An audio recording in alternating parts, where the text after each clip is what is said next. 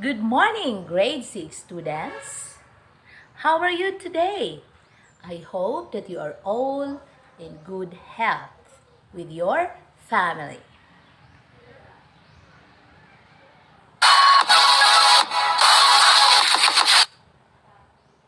This is Teacher Jane and welcome back to our English class.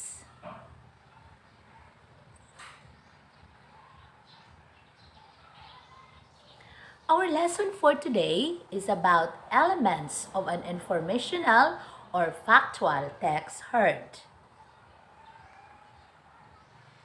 And these are our learning objectives.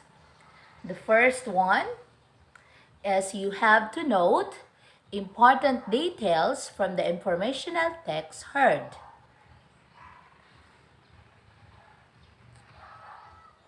The second one is you have to identify the elements of an informational or factual text heard. And the third objective is you have to show the importance of listening attentively to gather facts and details.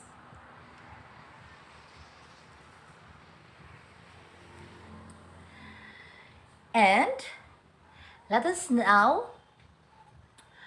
learn to note important details on the story that I am going to read. So this is an example of an informational text that you have to listen attentively. Are you ready to listen now? So here's the story. Parts of a plant. There are 4 main parts of a plant: the roots, stem, leaves, and flowers. Each part does an important job that helps the plant survive. Roots grow into the ground and holds the plant in place. Roots absorb water and nutrients from the ground, which help the plant grow. The stem takes water and nutrients from the roots and carry them to other parts of the plant. Leaves take in the sunlight and air. The plant needs both of these to live. The leaf is where water, sunlight, and gases from the air are turned into food for the plant. The flower is where seeds are made. The seeds can be spread to make more plants. Okay. After reading this informational text, let me check your understanding by answering these questions. Are you ready to answer? Here is the first question. What is the paragraph all about? Here is the answer.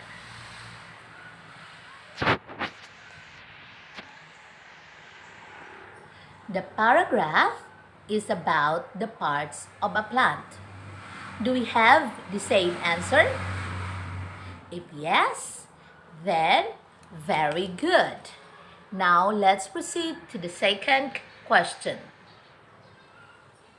What are the 4 parts of the plant that are described in the text?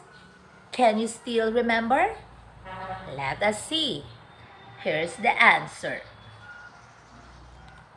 The 4 parts of a plant are the roots, stem, leaves, and flowers.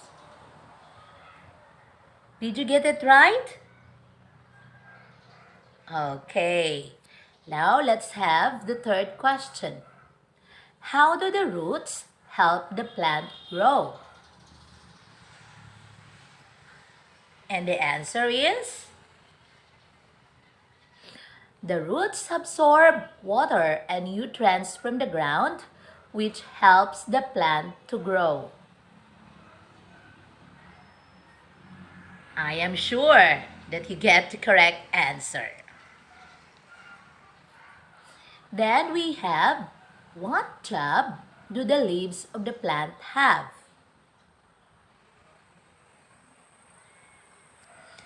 The leaves take in sunlight and air. So, what do the leaves do in the sunlight and air? So the leaves make use of that in making food for the plants. Kaya ang leaves mauman ang kusinira sa paghimo o pagkaon.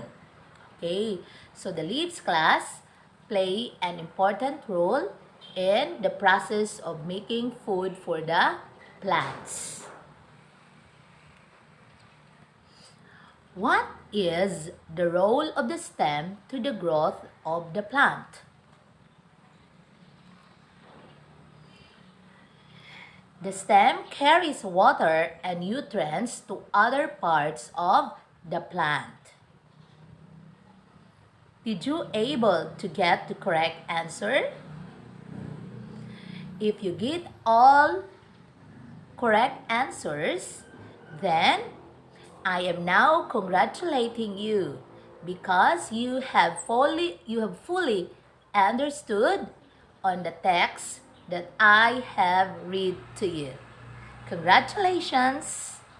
Now,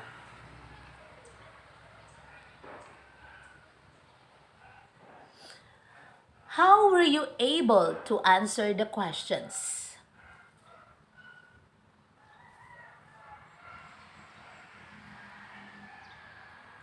You're able to answer it because you listen carefully to the text that I have read to you. Am I right? Okay, very good. Now, what are and the texts that help in answering the questions? The facts and details of the text help you in answering the questions. And the information from the text true or not? What do you think? Okay. The information from the text are true. So tinuod tong mga gipangsuwat sa text nga akong gibasa. It gives you a lot of information about the parts of a plant. What do you call, class, a text which contains facts or true opinions or true information? It is not an opinion but rather a true information. So this is what we call an informational or factual text. Now, let us learn what is an informational or factual text. Do you have any idea? Okay, let us have this.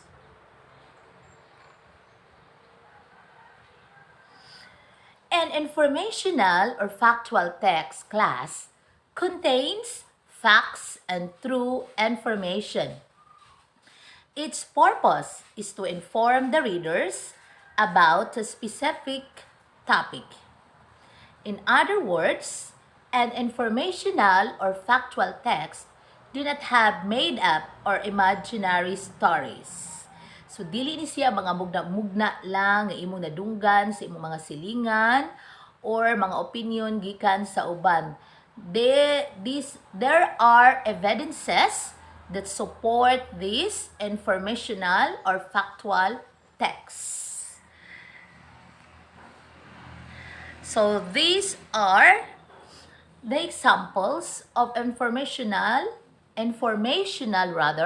or factual text reading materials. So the first one is the newspaper. Have you tried reading a newspaper? There are a lot of informations that you can get from reading a newspaper. Then we have also the menu.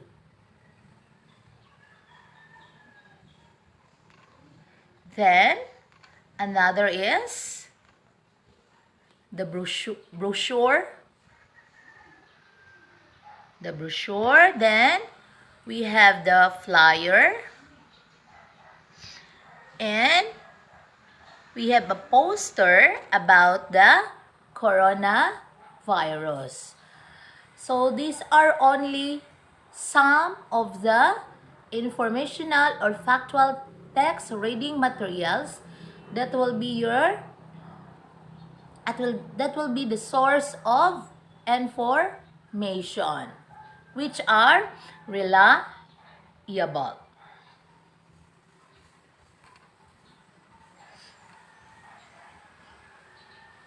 So there are elements of an informational or factual text.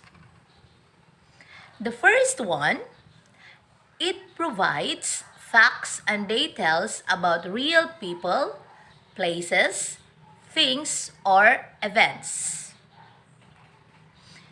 The second one is the information is very direct and informative to the readers or listeners. The third one, it gives necessary explanations to understand the information. And the fourth, it contains details that support the main idea.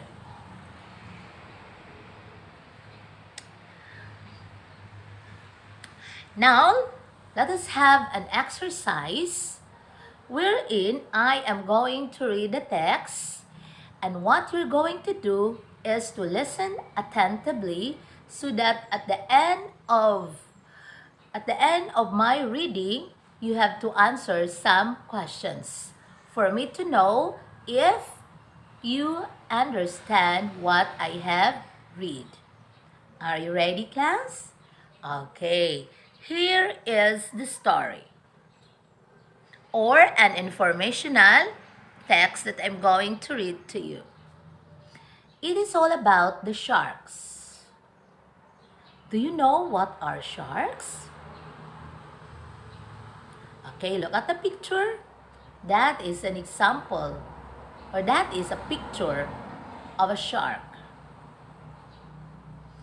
Sharks eat marine animals like fish, mollusks, krill, and even other sharks. They have a very good sense of smell and can detect blood in the water from kilometers away.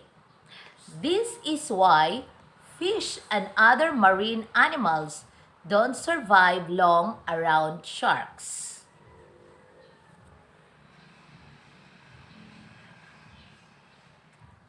Are you ready to answer now?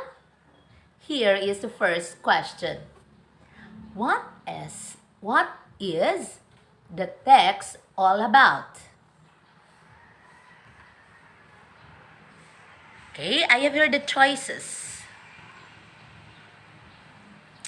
You can read it with your eyes. What do you think is the answer for that?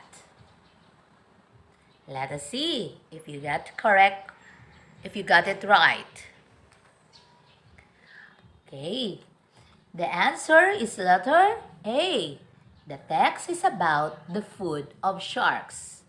Did you get it right? Okay, very good. Now let's proceed to the second question. Why do fish and other marine animals don't survive long around sharks? Here are the choices.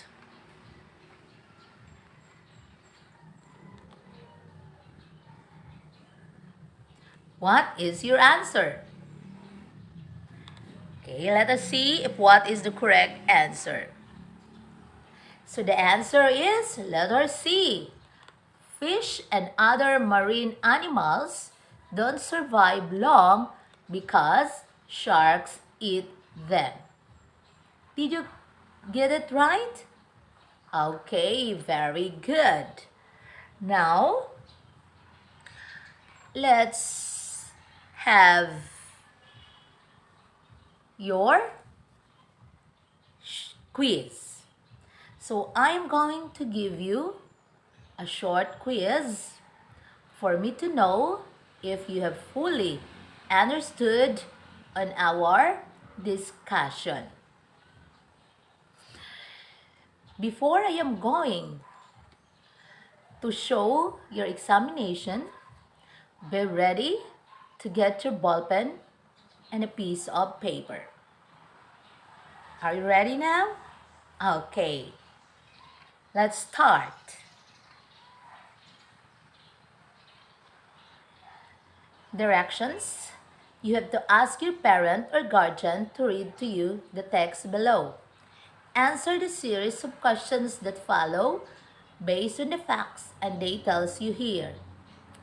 Write only the letter of the correct answer on a separate sheet of paper. What do you think is the story all about based on the pictures that you have seen?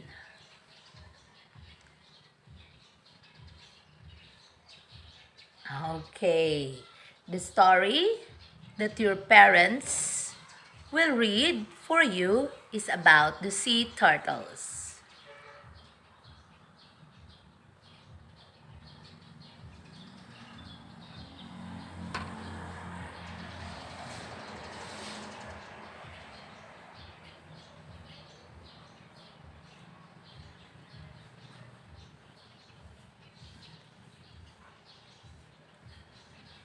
Okay, let me proceed now in showing the question. What is the text about?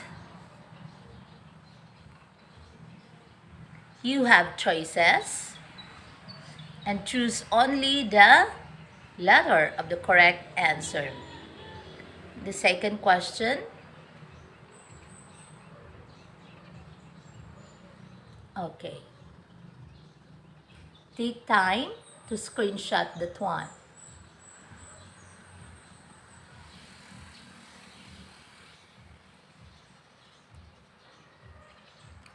For the third and the fourth questions.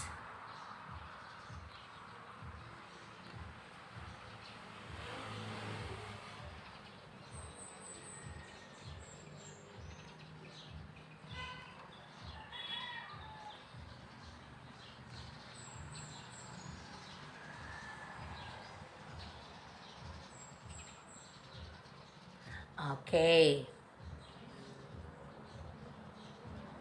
We are the third, fourth, and the fifth questions.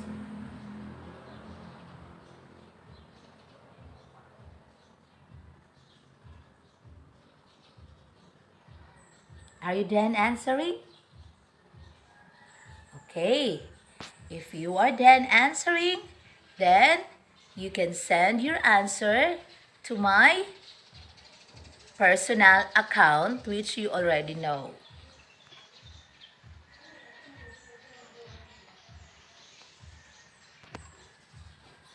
Okay. So, thank you, class. And I am waiting for your answer. That will be all for today. And see you next time. Thank you and bye-bye.